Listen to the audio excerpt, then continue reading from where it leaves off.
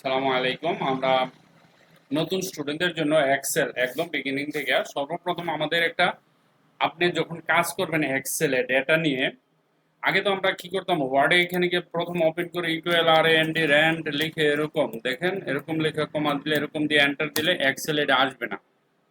এক্সেলে এই জিনিসটা আসবে না কারণ এক্সেলে ফর্মুলার পেপার সেপার থাকে অনেক কিছু থাকে অন্যরকম। তো আমরা এক্সেলে কি নিব একটা টেবিল বানাবো, টেবিল অটোমেটিক আসবে না, নিজে টেবিল বানাতে হবে। তারপরেও আমি চেষ্টা করব অটোমেটিক্যালি কিভাবে একটা টেবিল তাড়াতাড়ি বানানো যায় দেখেন আপনারা এই টেকনিকটা ইউজ করবেন তাহলেই হবে। ঠিক আছে, ধরেন আমরা এখান থেকে প্রথমে একটা দুইটা তিনটা চারটা পাঁচটা ছয়টা সাতটা আটটা নয়টা দশটা এগারোটা বারোটা এই এল পর্যন্ত নিলাম। এই যে এল পর্যন্ত নিলাম, নেওয়ার পরে ধরেন আমরা এই পর্যন্ত কত 10 পর্যন্ত নেই, একের থেকে 10 11 ধরেন 11 পর্যন্ত নিলাম। এই যে বর্ডার আছে না দেখেন এখানে অল বর্ডারে যাবেন, মাইক্রোসফট ওয়ার্ডে আমরা অল বর্ডার করছি, এটা বর্ডার দিবেন।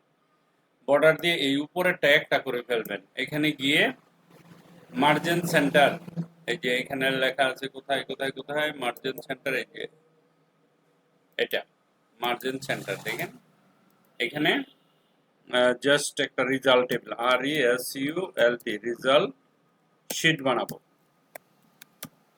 হ্যাঁ, আমরা একটা রিজাল্ট শিট বানাবো, এখানে কত তাড়াতাড়ি বানানো যায় সেটাই আমি দেখাচ্ছি। এটা দিলাম, লেখাটা একটু বড় করলাম, তারপরে এখান থেকে একটা ব্যাকগ্রাউন্ড দিলাম। Okay fine. এখন একটা শিট কেমনে তাড়াতাড়ি বানাবেন দেখেন, এখানে লিখবেন আইডি, আইডি লিখে এখানে প্লাস দিবেন, এই যে দেখেন প্লাস বানাইয়া একটা টান দিবেন এরকম, দেখেন আমার এই জিনিসগুলো এখানে অটোমেটিকলি হয়ে গেছে। ঠিক আছে, তারপরে এখানে আইডি 1 দিবেন, 1 লেখা কন্ট্রোলে ধইরা একটা টান দিবেন, এই দেখেন 9 পর্যন্ত, 1 থেকে 9 পর্যন্ত এখানে নাম লিখবেন, আমি লিখলাম সালিম। তারপরে এখানে এসে শর্টকাট একটা প্লাস, এই দেখেন ঠিক আছে নাম এসে পড়ছে। তারপরে এখানে কত পাইছে মানে বাংলায়, হ্যাঁ হিস্ট্রি বানান ভুল, এই যে ওকে এখানে ধরেন আমি লিখলাম 80, সে 80 পাইছে, এটা পেয়েছে 81, 81 পাইছে, বাস আর কিছু লাগবে না। এখানে যাবেন, এখানে যাওয়ার পরে একটা টান দিবেন এতটুকু পর্যন্ত। হ্যাঁ, তারপরে এই যে এখানে যাব আমরা, এখানে গিয়ে এভাবে একটা টান দিবেন। ওকে, সবগুলা একই আসছে। তো আপনাকে যে কাজটা করতে হবে এখানে গিয়া কপি করতে হবে প্রথম, তারপরে গিয়া এই যে ফিল সিরিজ আছে না এখানে একটা ক্লিক দিতে হবে। দেখেন 80 81 82, তারপরে এই যে সব এক একটা লগে একটা মিল নাই, এটার সাথে এটার এটা মিল নাই, দেখেন আপনি কোনোটার সাথে কোনো মিল নাই এখানে। ওকে, তো টোটাল কিভাবে বের করতে হয় এই জিনিসটা প্রথম বের করতে হবে। আপনি টোটালটা কিভাবে বের করবেন সেটা তো জানেন, মানে একটা টেবিল কিভাবে বানাতে হয় সেই জিনিসটাই দেখালাম। তারপরে এখানে যাবেন, এই যে এতটুক দিবেন, আমরা একটু হাইলাইট করব এতটুক, তারপরে এটা একটা হাইলাইট দিয়ে দিব, যে কোনো একটা কালার আপনি চুজ করুন, আমার একটা টেবিল হয়ে গেল।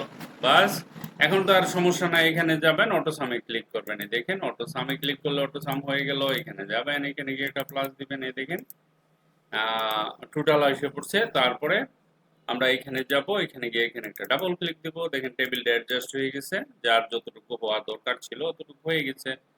আমরা চাইলে এটাকে আর একটু ছোট করতে পারি, অ্যাডজাস্ট হচ্ছে দেখি, হ্যাঁ এই দেখেন অ্যাডজাস্ট হয়ে গেছে। ওকে, এখন রেজাল্টটা আমরা কিভাবে বের করতে পারি, একদম সিম্পল, ইকুয়াল ইফ যদি, যদি তুমি এই ঘরে গ্রেটার দেন ইকুয়াল সাবজেক্ট কয়টা, একটা দুইটা তিনটা চারটা পাঁচটা ছয়টা সাতটা আটটা, 8 সাবজেক্টে মানে 8 33, 8 33 কত হতে পারে, 3 আর 24 4, 2 25 26, তার মানে 264 264। এই করে যদি তুমি 264 পাও তাহলে তুমি পাস করে ফেলবা পরীক্ষায়। পি এ দেখো quotation P A S S otherwise তুমি ফেল করবা। ঠিক আছে, FAIL ফেল। এই দেখো ব্র্যাকেটটা ক্লোজ করে দাও, ফিনিশ, এন্টার দাও, পাস করে ফেলছো। এখানে এসে একটা ডাবল ক্লিক দিলেই হয়ে যাবে। হ্যাঁ, দেখেন তো কয় মিনিট লাগলো একটা শীট বানায় ফেললাম। এটা বানানো কোনো তেমন একটা কঠিন, একেবারে সহজ না। আমি আরো শিখিয়ে দিব, যারা নতুন তাদের জন্য হয়তো একটু কঠিন হতে পারে, বাট কঠিন না, একেবারেই সহজ। হুম। তারপরে এই শীটটাকে আমরা আরেকটু সুন্দর করতে পারি। ধরেন আমি এটা একটু নিচের দিকে নিলাম, আর একটু ছোট করতে পারি।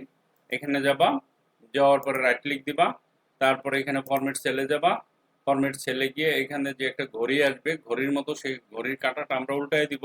অ্যালাইনমেন্টে যাবা, এই ঘড়িটা স্ট্রিক্টলি সোজা করে দিবা। দেওয়ার পরে এখানে যাও, দেখো এই লেখাগুলো এরকম চলে আসছে, তাই না? আমরা একটু দেখো, এই যে এরকম আসছে। এখন আমি কি করতে পারি, আমার শীটটা আরো ছোট করতে পারি। এখানে ক্লিক করে একটা ডাবল ক্লিক দিয়ে দেখো আমার শীটটা একদম ছোট হয়ে গেছে। ঠিক আছে, তো এইভাবে আমরা শীটকে ছোট করতে পারি, ছোট করে জায়গা বানাতে পারি, কারণ আমাকে তো এটা প্রিন্ট করতে হবে। ঠিক আছে না? ওকে, এক্সেল প্রজেক্ট 1 এখানে নতুন স্টুডেন্টদের জন্য, যারা পুরো তারা তো পারে। হুম। আর যারা নতুন স্টুডেন্ট, এভাবে একটা শীট বানাবা, টেবিল শীট একেবারে সহজ করে বানাইলাম কিন্তু। হ্যাঁ, কি করছি, এখানে অটোমেটিক আনছি।